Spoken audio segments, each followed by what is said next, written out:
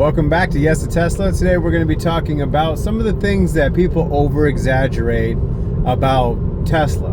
Now these are just simple truths. These are all true, but they over-exaggerate a lot of times. One would be regenerative braking. The fact that you think that just because your wheels slow down and energy goes back into the batteries, that you get any type of real results.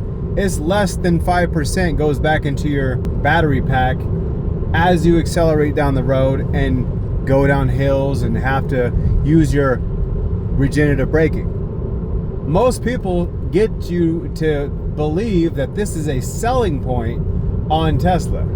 It's not a selling point.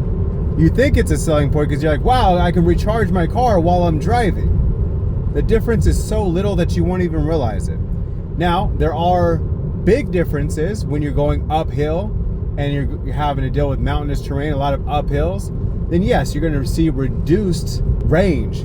Now, as you go down, yes, you do retain some of that back into the actual battery. But people act like you're about to charge, like let's say you have 250 miles left and you're going down some hill, all of a sudden you have 258. No, you're not. It's not how it works. If you do see it go up, it'll go up anywhere between 1 to 3 miles at the max. It's never going to go up anything further than that. Anyone who tells you that it's a selling point is just over exaggerating the truth. Does it regenerate your battery? Of course it does. That's why it's called regenerative braking. But does it actually make a negligible difference? No, it doesn't. It makes no negligible difference. Yeah, I said it wrong. It doesn't matter. Look it up, okay? Also, most every YouTuber that you see out here right now will tell you, you have to get PPF. You have to get PPF. I will only suggest PPF if this is your forever car, because you spending upwards up to $5,000-$6,000 on a professional to do it, or $1,500 to $2,000 for a company to mail you a bunch of pre-cuts to where you have to do it yourself. That can help, of course, obviously, but will it make a difference on when you want to trade this vehicle in? No, it won't. And everybody will tell you that. Everybody will let you know this. They'll say, no, it brings up literally no value. I watched many YouTubers sell their car back and they spent $2,000 on this PPF and they got literally no benefit from it. The only thing it did was keep the paint job nice. Now, I will tell you this. Unless you're about to hit a boulder, which wouldn't help you regardless of having PPF or not, or this is going to be your forever car, I would highly suggest that you skip the PPF. I don't know if there's a lot of YouTubers that are like tied to a lot of shops and that's why they're suggesting them so hard, but I'm just gonna let you know right now, if you're gonna trade up anyways, it doesn't matter. Just use the car for what it is. I'm using this car for what it is. I know for facts that this is not my forever car. I'm going to trade this up 100%. Doesn't mean I want to look like trash. So I do hand wash this car to keep it nice as possible. Now, I try to park a little bit further out in parking lots because I don't want people to ding my car. Obviously, if it happens, then I guess it happens, right? And PPF would save you from those situations. But that amount of money really doesn't find it to be worth it on a car I'm just gonna trade in. And it gives me no, like, if they gave me a little bit of money for it, like let's say $2,500 if I spent $5,000 or something, then I would do it. It wouldn't be such a bad thing. Now, if a channel sponsor happens to come out of nowhere and say, hey, we'll wrap your car for some exposure, I'm definitely gonna do it, 100%. But if I'm telling you to spend your hard-earned money, only do it if you're going to use it for your forever car. You're not gonna trade up in the next 10 years, you know? You're not gonna trade up. If you are gonna trade up, just trade it up. Don't worry about it, okay? Just keep it as nice as possible. That's all I can really say about that. Another thing that a lot of YouTubers like to hype to the ceiling, I don't know if I've ever heard Tesla even say this. I know there are service centers that will suggest this as well, But I'm gonna tell you this right now. This kind of goes back into, unless this is your forever car, it really doesn't matter. I charged this car up to 95% because they say don't charge it to 100. Okay, 95% is close to 100, but it's not 100. It leaves that little bit of a gap. I'm sure it makes literally zero difference, and it's just as harmful to the battery. Then they say you don't want to be below 20%. So you only have 60% of your battery that's already underrated, okay? Well, overrated, technically. But what I mean by overrated is they say that this one, when I bought it, they said that this could go 353 miles to the charge from 100% to zero. This cannot. 100%. Even if it told me on the actual dash that said 353, I know for facts it's not going to last 353 miles whatsoever. You could say about 10 to 15% of that is actually what you're going to get. So if they say 353, you're looking at more like 330. Okay? So 330 miles. Let's stick with that number right there. So 330 miles is your actual amount of miles that you're able to drive on one charge from 100%. But you can't charge to 100. You can only charge to 80. And then you can't even use all of the battery down to like 5, 6, 4%, anything like that, because they say not to. 20%. So you realistically only got 60% of that 330. So let's split it in half, okay? 330 is, so 170 plus 170, that's 340. So 165. You have 165 miles of actual range that you are able to use. Then it depends on how fast you're driving.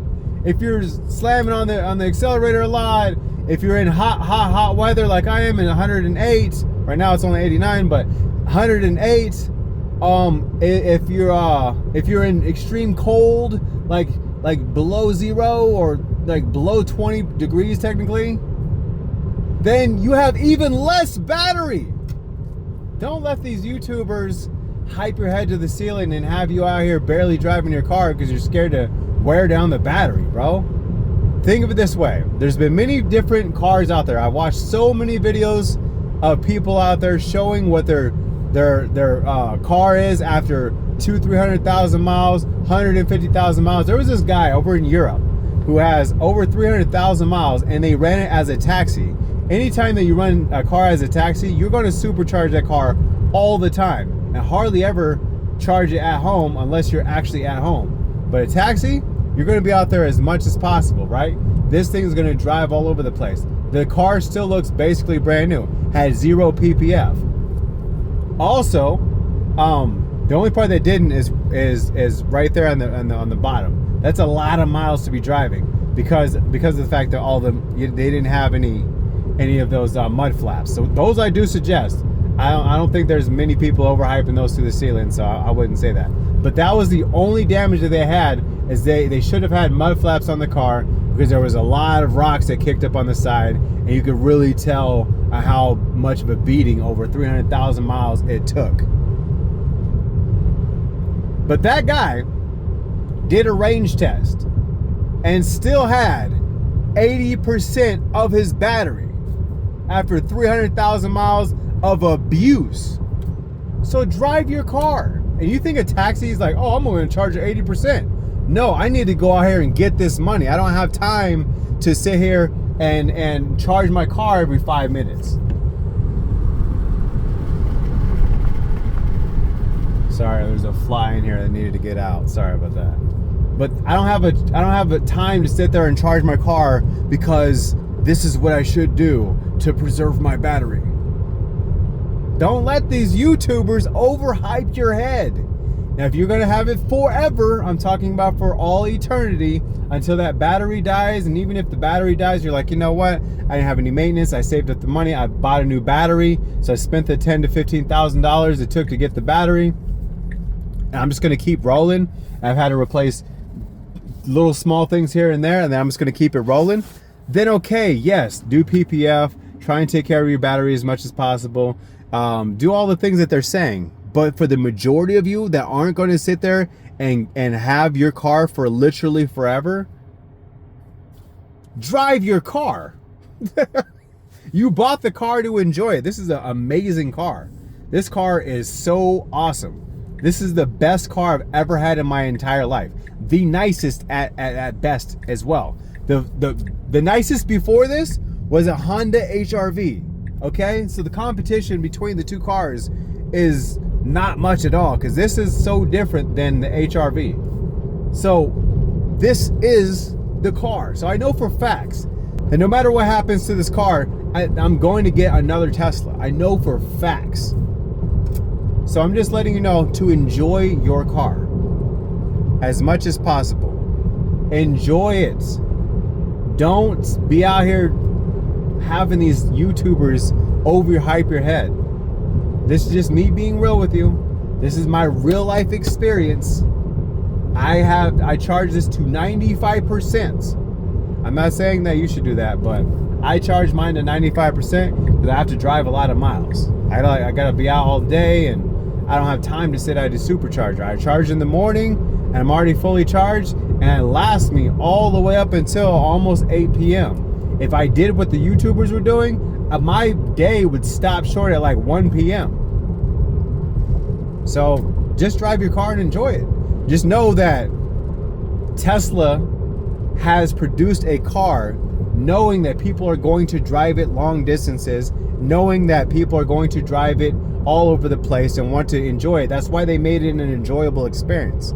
If they didn't want you to drive your car, they'd make your car not so comfortable and making you feel, I could drive 8-10 hours in this car and not get that fatigue that I normally get in my HR-V or other vehicles I've owned, because it's so comfortable. Why make it so comfortable if you're not supposed to drive it? But if you are in the market to buy a brand new or a used Tesla, please use our link down below. It really helps out the channel, but it helps you out with your purchase. I appreciate you. You have a good day. And drive your car.